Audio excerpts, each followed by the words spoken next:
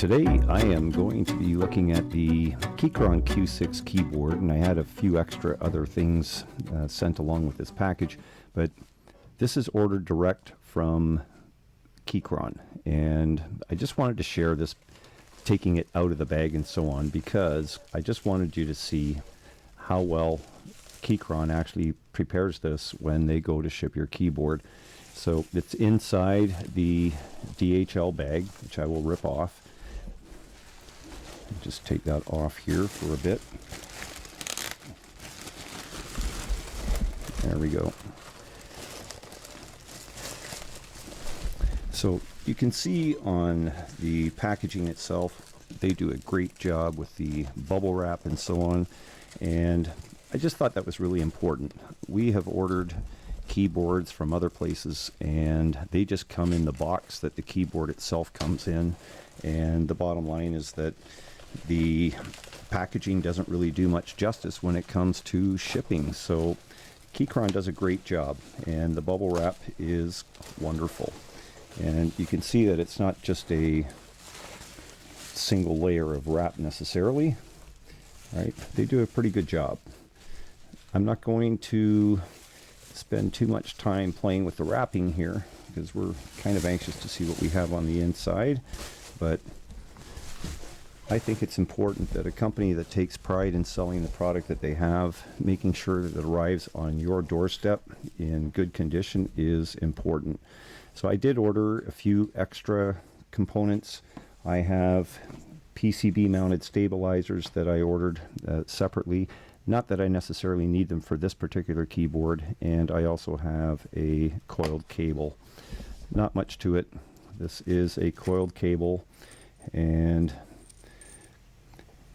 these must sell a lot because I took the rainbow purple version 1 because it was really the only one that was available. I don't really care what color the cable is as far as that goes, but the 90-degree connector sometimes is very helpful, and it makes it a little bit easier to connect and disconnect the keyboard itself. So this has the attachment, screw-in attachment. It can only go one way, and we also have a USB to USB-C conversion here, and pretty straightforward, right? Not too much, nothing too complicated. I bought these as extras.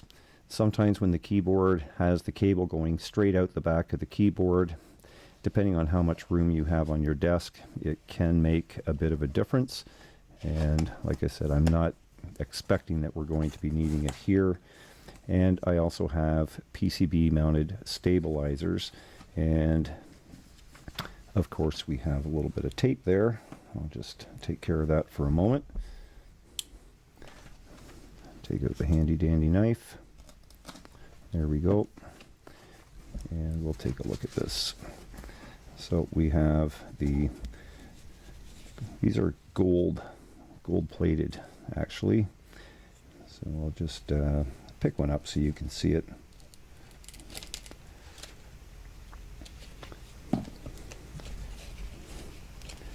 It's kind of hard to see, but I think the camera picks it up okay here. But you can tell these are gold stabilizers and PCB mounted. Once again, I don't really need them for this particular keyboard. I do have another build that I'm working on, and I thought it would be good to give these a try. Once again, I did order this directly from Keychron's website, and the primary package that we ordered is the Keychron Q6, and you can see that in the packaging here. I'm just going to set these other things aside for a moment, and we'll remove the bubble wrap. Let's take that away so we can see this. So we have the full-size mechanical keyboard. I love the Keychron keyboards. I own several of them, and the Keychron Q6 is one that really completes the set for me. I have the Q8 and a number of other Q series keyboards, and keyboard itself, this is the knob version, fairly hefty. We'll just take the wrapping off. There's not too much to see here. As far as what we have on the back of the box, we'll just take a look at it real quick while I get this ready to come off. Just run my knife down here so it might be a little bit easier to read. There we go. So we have 2 corners free. There we go. All right, so this is a full-size layout, dual compatibility, so it is built with the Mac user experience in mind while it still remains compatible for Windows devices, and also comes with an additional set of customized keycaps for both Windows and the Mac OS, which is kind of nice. I do have the PC, Windows PC as my primary computer, but I also have a MacBook Pro, and it is nice to be able to work on either one and know that the keyboards are good. Open source firmware, I think we're pretty much familiar with how all of that works with QMK and VIA.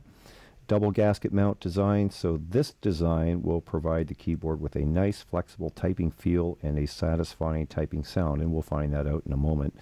And of course we have screw-in stabilizers, a CNC aluminum body, which really does give this some weight, and there's also sound absorbing foam which reduces the sound and vibration to make typing more enjoyable.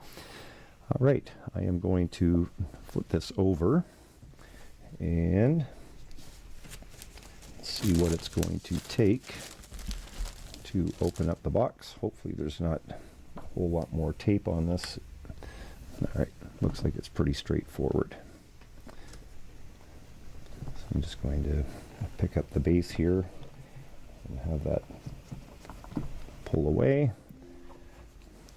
The lid is a good fit. So we can see Keychron does a really good job packaging their keyboard. This is a nice rigid foam. We'll just pop that away, and we can see that we have the little card here reminding us about switch pins, making sure that they're straight before we insert the switch into the board. And of course we want to make sure that we align the pins properly with the socket so that we don't bend them if we're planning on changing the switches.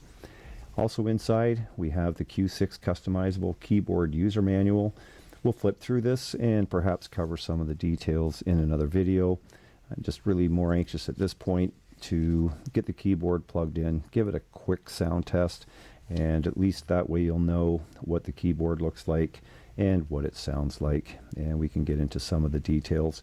Most of this information is downloadable, typically from their website. They have the information there as well, and there's a great deal of customization that can happen. So this fully assembled version, what should we be expecting to find? I think that's really what's important when you do open the box. Make sure you got everything that was supposed to come with the box or included in the box, that it's actually there. So we do have our cable. So we do have a nice braided cable here, and I do like this, that we have an adapter. So if you're going from USB-C connection to USB-C connection, you can do that. And we also have a USB-C to USB-A connection here, adapter. So it's just a simple matter of plugging the two together. And the braided cable feels pretty good and should be of a fairly decent length. It's certainly more than adequate for the location of my computer and my desktop here that we're looking at. Okay, so we have that covered. What else do we have here?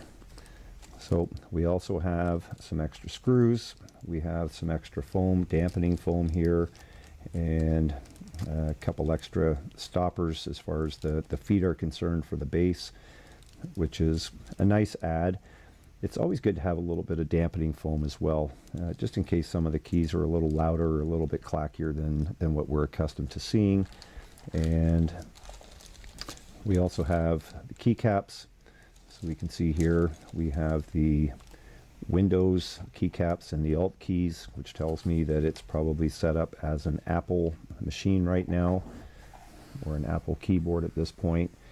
And that's pretty much what I see inside the box. So I do not see right now the screwdriver or the Allen key and the keycap puller, switch puller.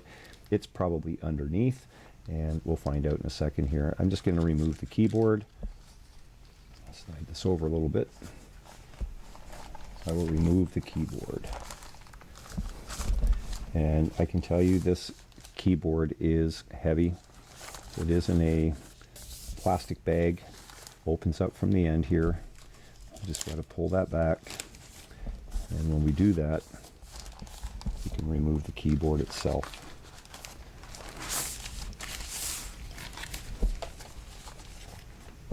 Alright, so there we have it. This is the Keychron Q6 keyboard. And just based on what I'm hearing already, sounds pretty good. It'll probably sound a little bit different when I set it on the desk, but I just want to give the box an extra view here just to make sure I haven't left anything inside or behind. And of course we have the quick start guide on the bottom here, and this will get us going very quickly.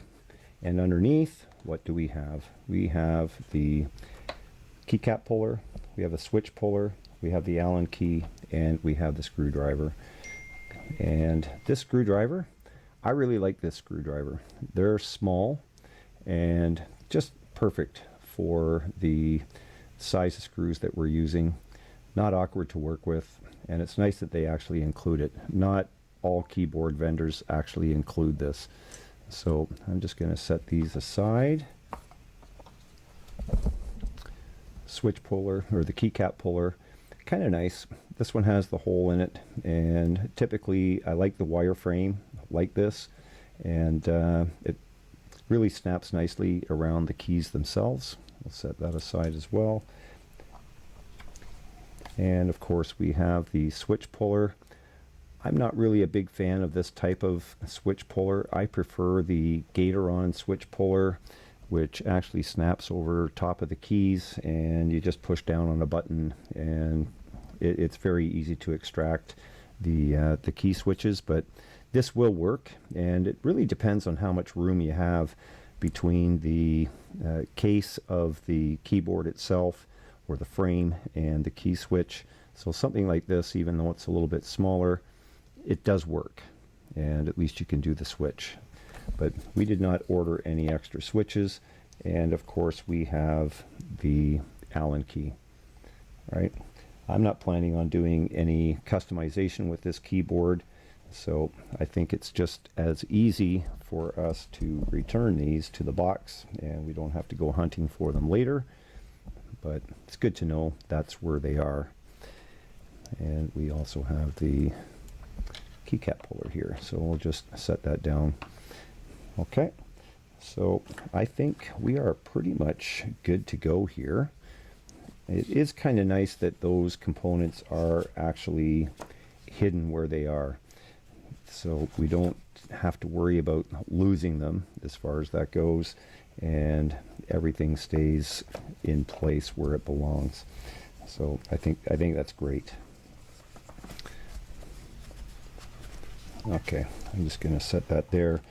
And once again, we have the quick start guide. We can go through this. There is a Mac Windows switch on the back of the machine, and of course we have the keys that we can swap out, and we'll do that. So maybe I'll just keep the keycap puller here available, and we get a chance to see what that ultimately looks like underneath.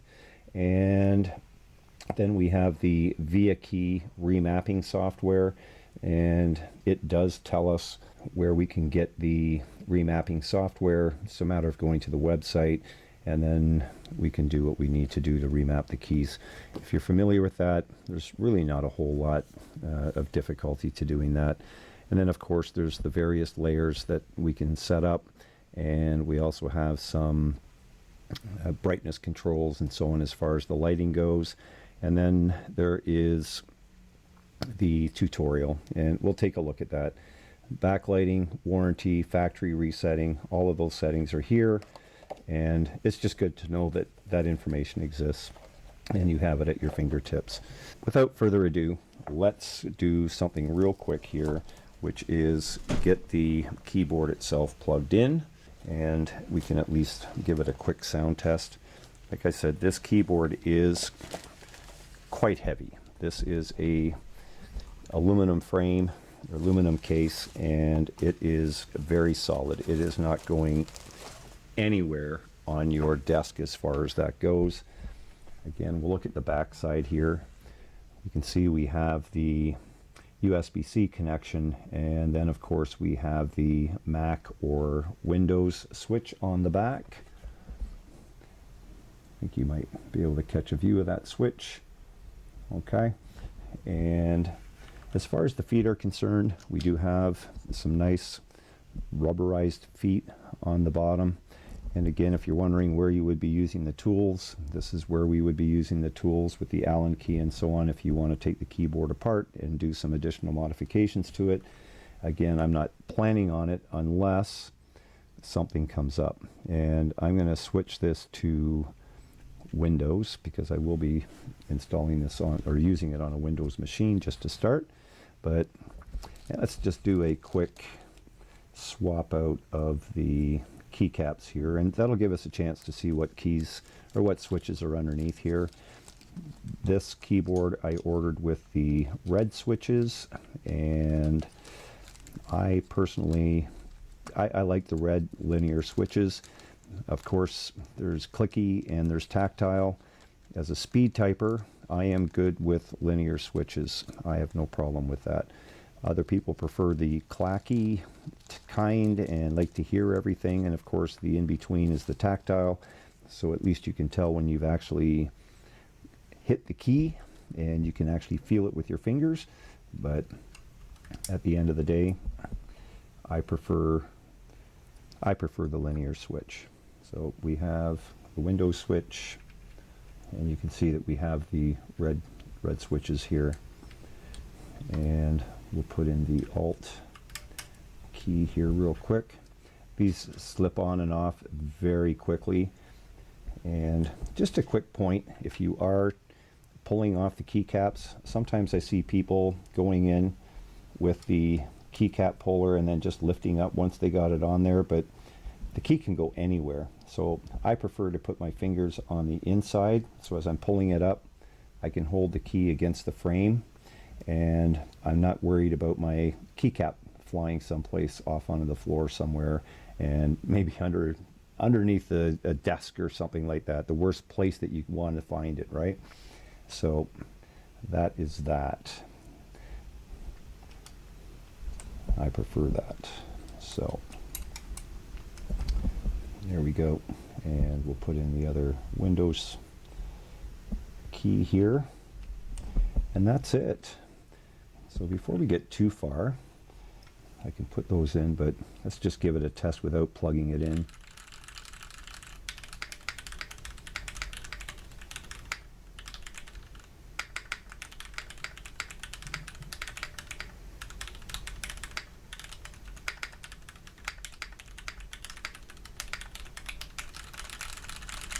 Feels really good. I'm going to move the mic a little bit closer here so you can hear it for yourself, maybe a little bit better. So I just bring this close.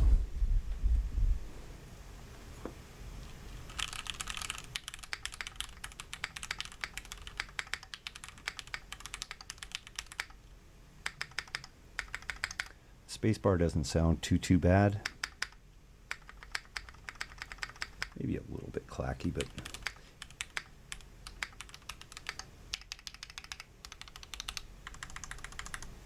it sounds really good.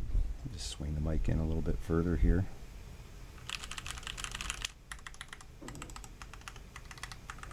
I would say overall it is very quiet, relatively speaking. The keycaps feel good. I like the shape of the keycap itself with the tops on them. The fingers really cradle in quite nicely, and there's enough gapping between the keys. Some keyboards, you know, as things get compressed and so on, the keycaps themselves, the tops of them, are pretty much right on top of each other. And sometimes when you're hitting one key, it's very easy to find your pinky or some of your other fingers clipping the edge right? So if you're pushing the F, for example, and the other R key or T or whatever is just a little bit too close, you may find the tip of your finger even clipping some of the other keycaps that are nearby. So I really like the spacing and the shape of the top of these keycaps. It really does look good. So I'm going to plug this in and we'll just see how it lights up. And in another video, I will take the time to go into a little more detail on some of the features, but for the most part, plug that in. You can hear inside the casing, right? It feels a little hollow. It's not bad, but it is a little bit hollow.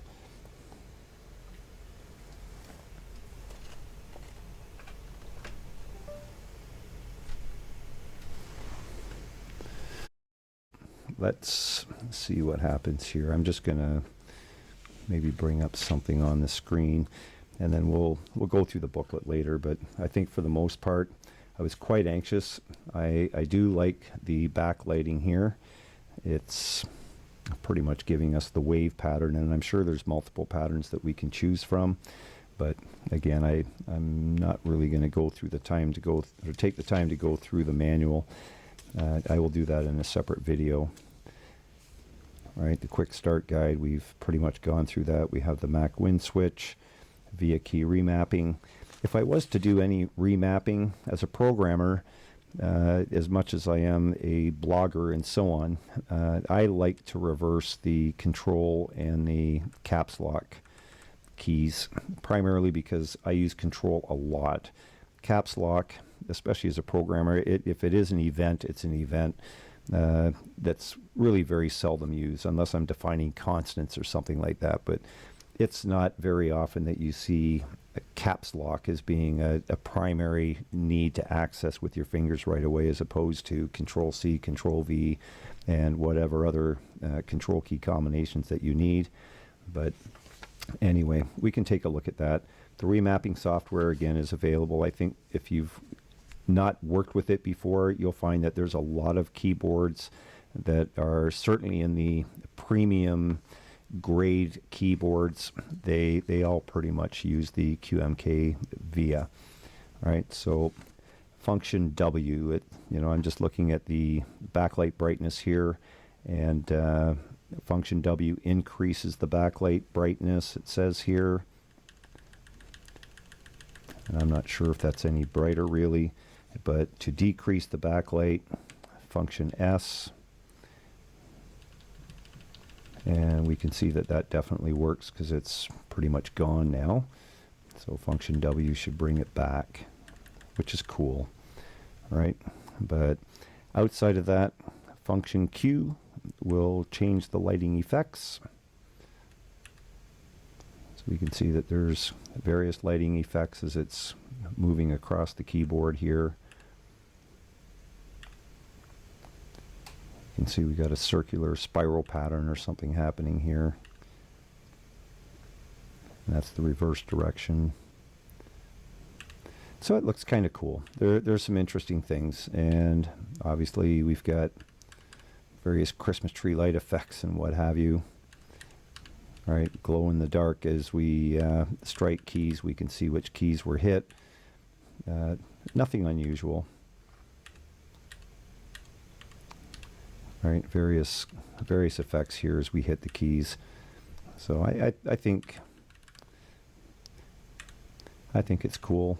I don't really concern myself too much with the backlighting effects of things, and the primary reason is that I don't need to see the keyboard as I'm using it, and that's maybe different for other people who do like to see the keys. The one thing to note here is the keys themselves are backlit, and the keycaps are not, they're not double shot PBT or anything like that. So the keycaps, if you don't know where your keys are and the lights are out, you're probably not going to be able to see, because the light does not come through as it would in a double shot keycap, where you actually have the light coming through and the letters are obviously backlit as well, right? That's not what we have on this keycap. One of the things that I do like is the organization of the function keys. We have media keys, light keys. We have various functions here, and I think you can read about this on their webpage as well. But overall, I really do like this keyboard. It feels pretty good. I am going to just bring up a little bit of text on a screen here, and that way we'll be able to at least listen to a few more keystrokes and you get an idea of how it sounds. I can tell you that the keys really feel good, and I think they really sound great. Not too sloppy. Doesn't feel like they have a whole lot of key travel, but it's likely standard. But they really do feel good. So I am going to just bring up something that at least will give me something I can type against, and you can get a little more continuity behind what is the real sound.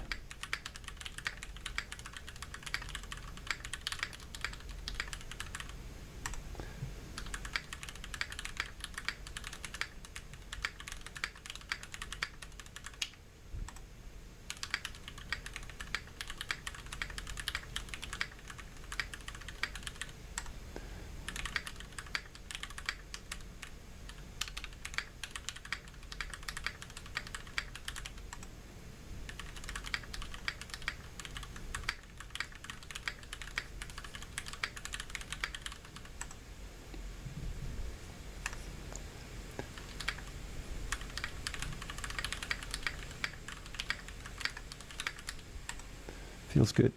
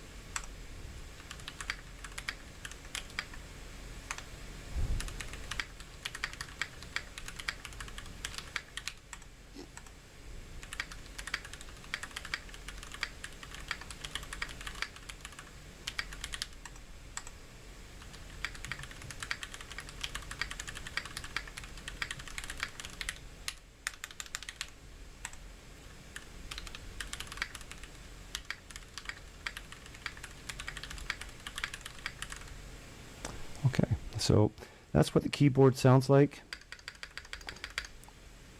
Sounds pretty good. If I do anything, I will be swapping out the caps lock in the control key. I just prefer the caps lock position here to be a control key, and I don't mind this bottom left here being the caps lock key. I think that's pretty much it. What's to like, what's not to like? I love the way the keyboard itself feels. I like the feel of the knob here. It's solid. The keys themselves, well, a little bit of wiggle, but you know, at the end of the day, they don't feel bad. As far as the actuation of the keys is concerned, it's good. Overall key travel, you know, maybe there's a little bit of reduction that we could do there. Again, there's always some opportunity for some modding, but as far as the keycaps themselves are concerned, they are PVT. There is a little stem in here. I mean, technically we could do something maybe to minimize some of the travel, but the travel itself is not excessive as far as I'm concerned. It doesn't feel that way anyway. It feels good, and I should probably put that on correctly. So overall it feels really good. Keyboard is definitely solid. It's not going anywhere. There are no adjustable legs to this, and I don't think anybody really intended this keyboard to be portable. It's aluminum and it's heavy, right? The overall weight of this keyboard is more than most. It's at least a couple of pounds and then some, and that's probably spec'd out somewhere. As far as the angle of the keyboard is concerned, front to back, the pitch, not too severe. It is a 5.26 degree angle, which is okay. As far as the keyboard feet height is concerned, they're like 2.7 millimeters, so there's not really a whole lot there to say that it's offsetting from the surface of your desktop. I do have a foam desk mat here, and it does provide some additional cushioning and so on. It may sound different directly on the wood, but I'm not going to concern myself with that right now. And again, layout is good. The pitch between the keys is good. The only thing, again, caps lock. I always find there's a slight problem here with the caps lock key and the A key, you know, just the pitching, and it's probably my pinky that is a bit much, but on some keyboards you'll actually find that the caps lock key has a slight offset, like this one here. This is a custom keycap, and when you have the offset like this, then the tendency is that even if your pinky does come into the zone, at least it's not going to be clipping the keycap immediately. So I might do something like a simple swap just to try that out, but right now I just prefer to reverse the keys themselves. It is wired. I like the fact that it does have a USB-C to USB-C end-to-end with the adapter on the end, but again, there is no special 2.4 gigahertz wireless USB adapter, right? So you're getting a keyboard that is intended to be directly wired to your PC, and I'm okay with that. I think from a gaming perspective as well, it minimizes the latency and what have you. I don't want to get too technical on this, but having a wired connection for me is not a problem. The keyboard itself, like I said, it feels great. I'm going to spend some time with this. I'll probably have a follow-up review of this keyboard in a couple of weeks, and after I've had a chance to spend some time with it. But right now, straight out of the box, I say the typing experience is great. As for me, I would say it's worth the money if you have the budget for it. Keychron makes other keyboards which are equally phenomenal, and you're just paying a premium because we do have the CNC anodized case here, and obviously there's going to be a price for that. The PBT keycaps, again, something that I really, really do enjoy typing with, and they've got a great surface finish on them as well. Feels really good. One of the things that I wanted to add here is that a wrist rest would probably not be a bad idea if you were planning on buying this keyboard. For me, it's not really necessary to have it. I don't mind hovering my fingers over top of the keyboard, but if you're going to be typing for a long period of time, a wrist rest is not necessarily a problem. And Keychron does sell wrist rests. I purchased this with another keyboard on a previous occasion, and it just so happens to be the same length as the Q6, and I can tell you that it is a nice matchup. So if you do put your wrist rest in front of the keyboard like this, as I've got it, it really does feel pretty good as far as that goes. I can't complain with what I'm looking at here. It's a good feel. The nice thing about having a wrist rest, if you are just focused on the area around the letters themselves, you can slide up and down, obviously, if you're using the number pad and so on. But if you're just typing letters, when it comes to speed typing and so on, the less movement that you have, if you just spend time moving your fingers and you have an appropriate location here that makes things reachable, then having the wrist rest, especially if you're just punching around with characters, your wrist can stay in one place and you're just moving your fingers, and that's really what you want to do. Minimize the amount of finger movement, minimize the amount of hand movement, but as always, keep ergonomics in mind. If you do put a wrist rest down, you may find that your wrists are bent back just ever so slightly.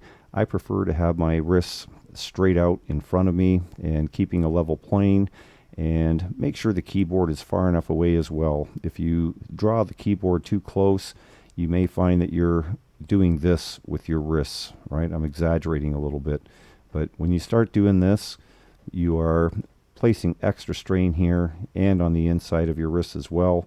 and you really do want to minimize that if you can. And I find that having a wrist rest, especially if you're planning on typing for an extended period of time, it's not a bad thing to add to your keyboard. So I'm going to leave that as an add-on. Of course, you can do whatever is most comfortable for you, but make sure you stay safe. I know it's only typing, and some people think that that's not really much of a sport, but you do it long enough and you'll begin to appreciate the fact that there's a little more to typing than just punching down a few simple little keys. So I'm going to leave it at that and say thank you for watching. Once again, this is the Keychron Q6 keyboard, and it really is a dream just out of the box. But we'll talk again soon. Thanks for watching.